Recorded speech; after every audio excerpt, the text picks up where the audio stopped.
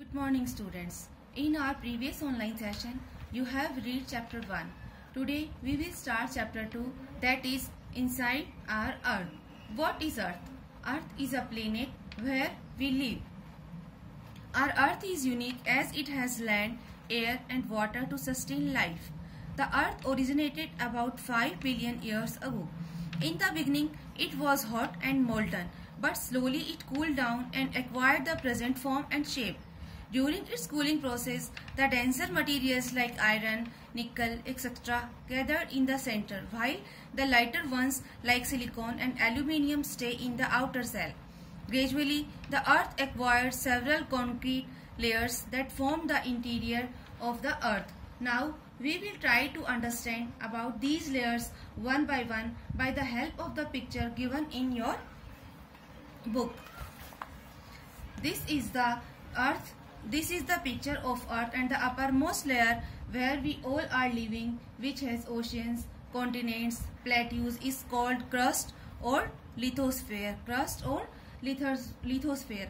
The middle layer of the earth is called mantle, and the innermost layer of the earth is called core. We will study about the crust first of all. It is the solid, thin uppermost layer of the earth. It consists of continents and ocean basins. On the continents, its thickness is about 35 km, while it is 5 km on the oceanic floor. The average density of crust is about 2.7 gram. The crust makes up only 0.5% of the volume of the earth. Although the crust is made up of many elements such as oxygen, sulfur, sodium, etc., yet silica and alumina are the major elements of the continental crust. Thus, it is called Sial. What is it called? Sial, where Si stands for silica and Ma stands for magnesium. The ocean crust mainly consists of silica and magnesium. Thus, it is called Sima. Si stands for silica again, and Ma stands for magnesium. The next layer of our earth is called mantle. What is mantle? Mantle is the middle layer of the earth. It lies between the crust and core. It extends up to a depth of 2,900 km below the crust. Its density varies from 3.5 to 5.5 gram. Mantle consists of 16% of the volume of the earth.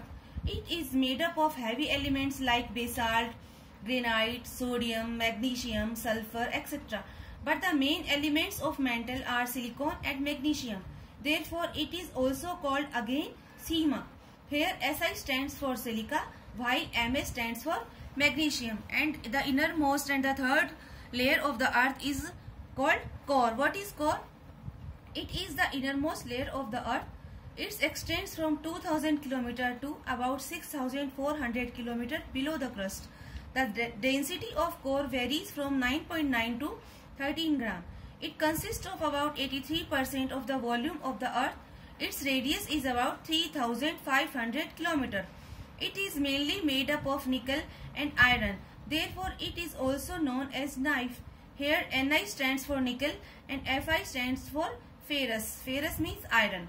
This layer has very high temperature and pressure. Our next topic is rocks and minerals. What are the rocks and minerals? First of all, we have to know what are these. The earth's crust of lithosphere is made up of various types of rocks, and rocks are made up of minerals. If you observe your surrounding carefully, you will find a number of things that are made up of rocks and minerals. The rocks consist of several minerals, while the minerals are made up of some basic substance called the animals. To understand their formation, let us take an example. For understanding the formation of rocks. Think of a chocolate cookies. It is made up of chocolate, butter, sugar, etc. Now imagine a chocolate cookies as a rock and its ingredients as minerals. Therefore, we need various minerals to form a rock. So, what are the rocks? Rocks are any natural mass of mineral matter that makes up the earth's crust is called a rock. The main components of rocks are minerals. we will study about the types of the rocks in our next session, next video or next session. Okay students, let me tell you one thing about your study. Whatever I am telling you in the chapter, with the help of notes, you will get all information in your book.